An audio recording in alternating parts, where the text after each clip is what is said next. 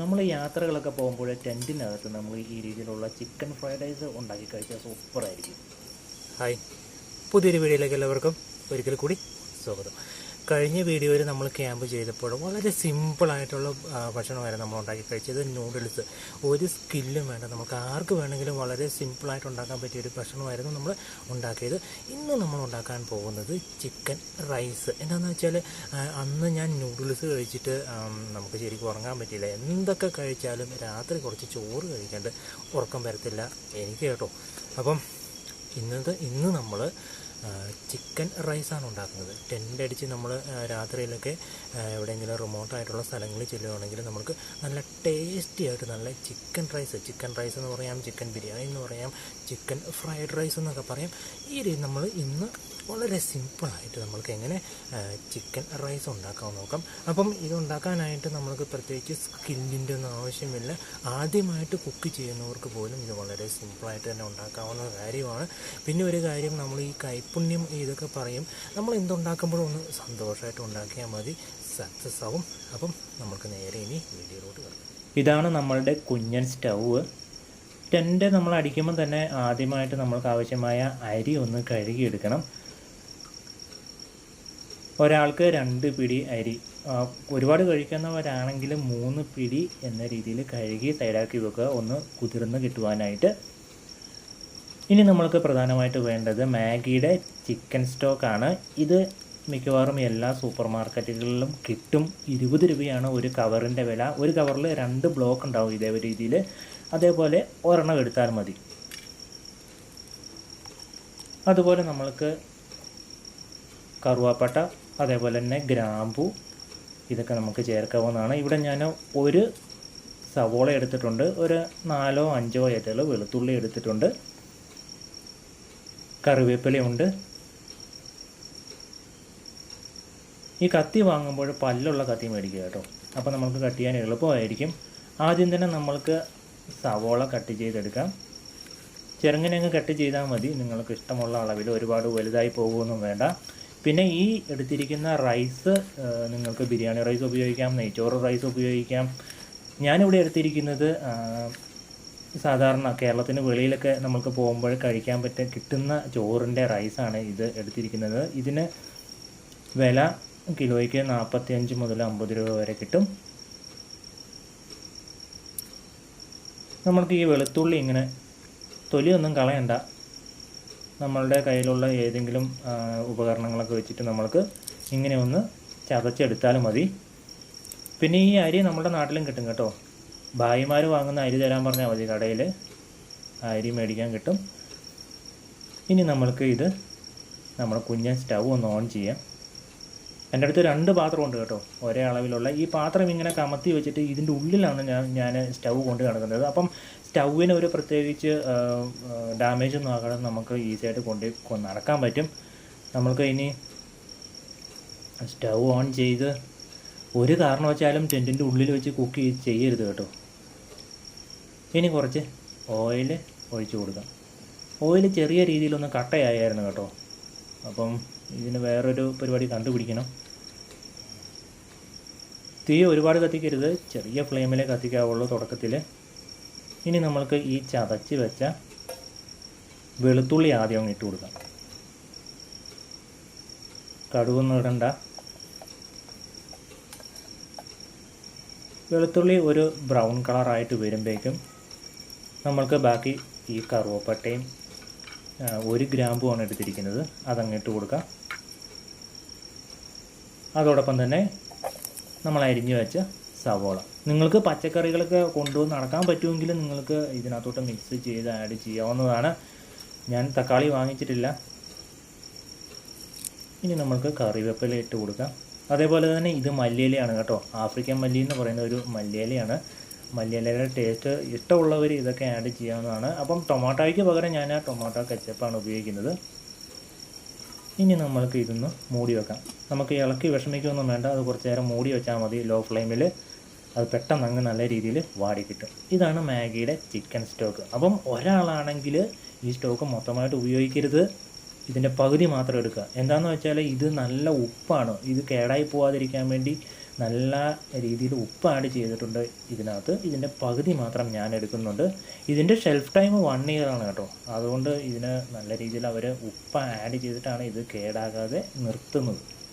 അതുകൊണ്ട് നമുക്ക് പകുതി മാത്രം എടുക്കാം. ഇപ്പം നമ്മളുടെ സംഭവങ്ങളൊക്കെ കുറച്ച് വാടി വന്നിട്ടുണ്ട്. ഇതിനകത്തോട്ട് ഇനി നമ്മളുടെ മസാലകളൊക്കെ ആഡ് ചെയ്ത് കൊടുക്കാം. ഒരു 1/4 സ്പൂണ് മുളക് പൊടി ചേർക്കുന്നു. അതേപോലെ തന്നെ 1/4 സ്പൂണ് മല്ലിപ്പൊടി ചേർക്കുന്നു. അതേപോലെ തന്നെ നമ്മളുടെ അടുത്തുള്ള ചിക്കൻ മസാലയും കൂടി ചേർത്ത് കൊടുക്കാം. ഈ 3 മസാലകൾ നമ്മൾ കൊണ്ട് നടക്കണം കേട്ടോ. മല്ലിപ്പൊടി, മുളക് പൊടി, ചിക്കൻ മസാല. ഇതും കൊണ്ടുള്ള പരിപാടികളാണ് നമ്മളുടെ എല്ലാ പരിപാടികളും.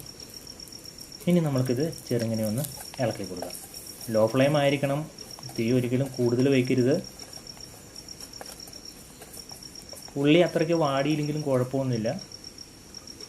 ഒരു ചെറിയൊരു ബ്രൗൺ കളർ ആകുമ്പോൾ തന്നെ നമുക്ക് മസാലകളൊക്കെ ആഡ് ചെയ്യാവുന്നതാണ്. ഞാൻ കുറച്ച് വെള്ളം കൂടി ഒഴിച്ച്, കുറച്ചുകൂടി ഒഴിച്ചാൽ മതി. അതിനുശേഷം നമ്മൾക്കൊന്ന് ഇളക്കി കൊടുത്തതിന് ശേഷം മാഗിയുടെ പകുതി എടുത്ത ചിക്കൻ സ്റ്റോക്ക് ഇതിനകത്തോട്ട് ആഡ് ചെയ്ത് കൊടുക്കാം. എന്നിട്ട് നമ്മൾക്ക് ആ മസാലയിലോട്ട് നമ്മൾക്ക് അതിനെ നല്ല രീതിയിൽ അങ്ങ് കുത്തിപ്പൊടിച്ച് നല്ലതുപോലെ അത് അതിനകത്ത് ഇളക്കി ചേർക്കണം. ഈ ചിക്കൻ സ്റ്റോക്കിനകത്ത് തന്നെ ഒരുപാട് സംഭവങ്ങൾ അമ്മമാർ ചേർത്തിട്ടുണ്ട്. അതിൻ്റെ പുറകിൽ വായിച്ച് നോക്കുകയാണെങ്കിൽ നമുക്ക് ഒരുപാട് സാധനങ്ങൾ അതിനകത്ത് ചേർത്തിട്ടുണ്ടെന്ന് കാണാവുന്നതാണ്. ഈ വെജിറ്റബിൾസ് ഒന്നും ഇട്ടില്ലെങ്കിലും കുഴപ്പമൊന്നുമില്ല. പക്ഷേ നല്ലൊരു ടേസ്റ്റ് കിട്ടണമെങ്കിൽ വെജിറ്റബിളൊക്കെ ആഡ് ചെയ്യുക. ഇനി നമ്മൾക്ക് ഈ കുതിർത്ത് വെച്ച അരി ഇതിനകത്തോട്ട് ഇട്ട് കൊടുക്കുക.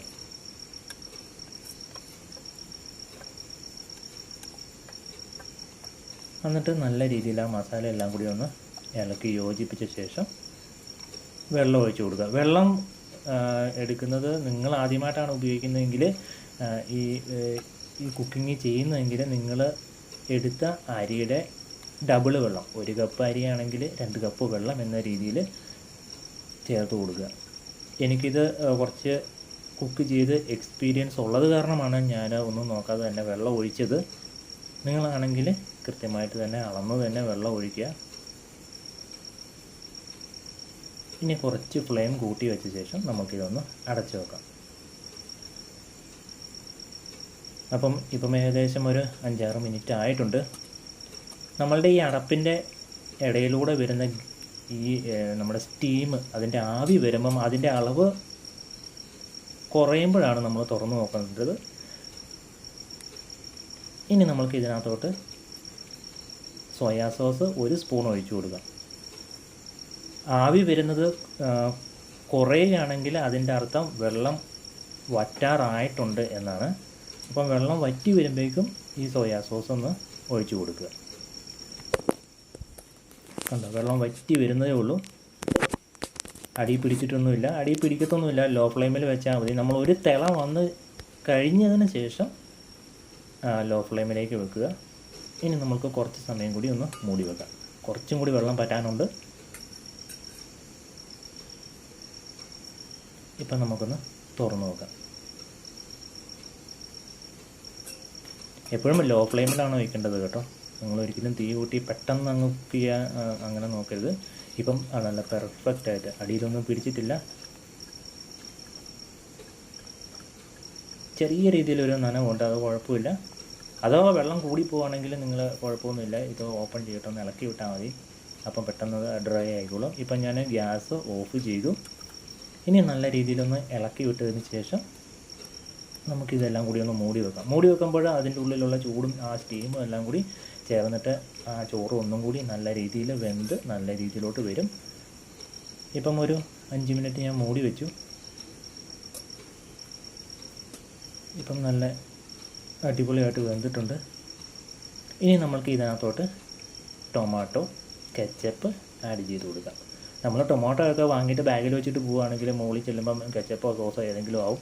അപ്പം അതിലും ഭേദം നമ്മൾക്ക് ഇത് ചെറിയ കവറാണ്, നമ്മൾക്ക് ഇതിന് 20 രൂപ 15 രൂപയ്ക്കേ ഉള്ളൂ. ഇത് വാങ്ങിച്ചു കൊണ്ടുവന്ന് പോകുന്നതായിരിക്കും നല്ലത്. കുറച്ചും കൂടെ ടേസ്റ്റി ആയിരിക്കും. കെച്ചപ്പാകുമ്പോൾ അതിനകത്ത് കുറേ ഫ്ലേവർ പെപ്പറൊക്കെ ചേർത്തിട്ടുണ്ട്. അതിൻ്റെ ടേസ്റ്റ് കുറച്ചും കൂടി നല്ലതായിരിക്കും. അതൊഴിച്ചിട്ട് നല്ല രീതിയിൽ ഇളക്കിയെടുക്കുക. ഇപ്പം സംഭവം റെഡി ആയിട്ടുണ്ട്. നമുക്ക് കുറച്ച് ടേസ്റ്റ് ചെയ്ത് നോക്കാം. അടിപൊളിയായിട്ടുണ്ട്. കുറച്ച് ഒരു നുള്ളു ഉപ്പിൻ്റെ കുറവുണ്ട്. കുറച്ചും കൂടി ഉപ്പ് ആഡ് ചെയ്ത് കൊടുക്കാം.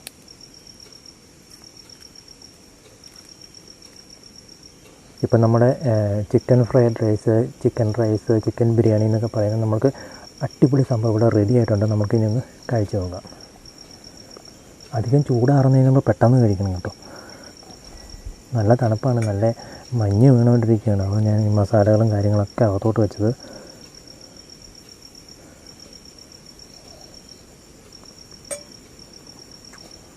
സൂപ്പറായിട്ടുണ്ട്. ഏതൊരു ബിരിയാണീനൊക്കെ വെല്ലുന്ന സാധനം ഇത്. നമ്മൾ മാഗിയുടെ നമ്മൾ ചിക്കൻ സ്റ്റോക്കാണ് ഉപയോഗിച്ചത്. ആ സ്റ്റോക്കിനകത്ത് ഒരുപാട് ഫ്ലേവറുകൾ അവർ ചേർക്കുന്നുണ്ട്. അത് കാരണം തന്നെ ഇത് കഴിക്കുമ്പോൾ തന്നെ നല്ലൊരു ടേസ്റ്റാണ് കേട്ടോ. സൂപ്പറായിട്ടുണ്ട്. ഇതിനകത്തുണ്ടോ നമ്മൾ പാറ്റ വീഴുന്നുണ്ട്. നമ്മൾ ഇതിനകത്തുണ്ടോ ഈ വെളുത്തുള്ളി ഇങ്ങനെ തന്നെ ഇട്ടേക്കുകയാണ്. ചെറിയ ചെറിയ പാറ്റകൾ വരാൻ തുടങ്ങി. വെളുത്തുള്ളി ഇങ്ങനെ തന്നെ ഇട്ടേക്കുകയാണ്, തൊലി കളയാതെ. ചെറിയ കുട്ടികളുണ്ടെങ്കിൽ മാത്രം തൊലി കളഞ്ഞാൽ മതി. ഇല്ലെങ്കിൽ തൊലി കളയാതെ അത് മാത്രം എടുത്തൊന്ന് കഴിച്ച് നോക്കാം. കുറച്ച് ചോറുമായിട്ട് നല്ല സൂപ്പറാണ്. വെളുത്തുള്ളിയുടെ ചുവ സൂപ്പറായിട്ടുണ്ട്. അപ്പം നിങ്ങളും ഇത് ട്രൈ ചെയ്യാൻ ഒന്ന് ഫിനിഷ് ചെയ്യട്ടെ.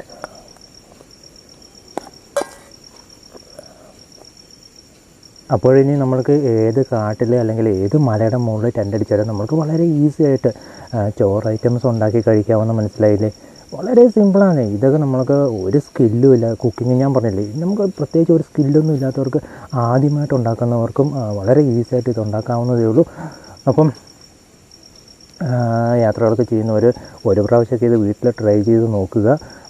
വളരെ ഈസി ആയിട്ട് ഉണ്ടാക്കാൻ പറ്റും. അപ്പം നമ്മൾക്ക് ഇനി വരുന്ന എപ്പിസോഡുകളിൽ ഇതേപോലെയുള്ള ടെൻ്റൊക്കെ അടിച്ചിട്ട് നമ്മൾക്ക് ക്യാമ്പ് ചെയ്യുമ്പോൾ വളരെ സിമ്പിളായിട്ട് ഉണ്ടാക്കാൻ പറ്റിയ ഒരുപാട് ഐറ്റംസ് ഞാൻ പരിചയപ്പെടുത്തുന്നതായിരിക്കും. അപ്പം നമ്മൾക്ക് ഈ വീഡിയോ ഇവിടെ അവസാനിപ്പിക്കാം. ഇനി ഇന്നിവിടെ കിടന്നുറങ്ങിയിട്ട് രാവിലെ പോകണം. ഇത്രയേ ഉള്ളൂ. ഇത് ഞാൻ ഒരുപാട് ദൂരത്തൊന്നുമല്ല, എൻ്റെ വീടിൻ്റെ അടുത്ത് തന്നെയാണ്. അപ്പം നമ്മൾ ഒരുപാട് ദൂരത്തോട്ട് പോകുന്നതിനേക്കാളും നല്ലത് വീടിൻ്റെ അടുത്തൊക്കെ പോയിട്ട് ചെറിയ സ്ഥലങ്ങളാണെങ്കിലും നല്ല രീതിയിൽ ഫുഡെല്ലാം കുക്ക് ചെയ്ത് കഴിച്ച് നല്ല രീതിയിൽ നല്ല എൻജോയ്മെൻ്റൊക്കെ ചെയ്തിട്ട് തിരിച്ചു വരുന്നതായിരിക്കും എനിക്ക് തോന്നുന്നു കുറച്ചും കൂടി നല്ലത്. ഒരുപാട് ദൂരമൊക്കെ പോയിട്ട് നമ്മൾ പോയതിൻ്റെ ക്ഷീണം തീർക്കാൻ വേണ്ടി വീട്ടിൽ വന്നിട്ട് പിന്നെ 2 ദിവസം കിടപ്പായി പോകുന്ന സ്ഥിതിവിശേഷങ്ങളൊക്കെ വരാറുണ്ട്. അപ്പം അതൊക്കെ എന്തെങ്കിലും ആവട്ടെ. നമ്മൾക്ക് ഈ വീഡിയോ ഇതോടുകൂടി ഇവിടെ അവസാനിപ്പിക്കാം. അതുപോലെ എല്ലാവരും ചാനൽ സബ്സ്ക്രൈബ് ചെയ്യുക, നോട്ടിഫിക്കേഷൻ ബെൽ ഐക്കൺ എനേബിൾ കൂടി ചെയ്ത് വെച്ചിരിക്കുക.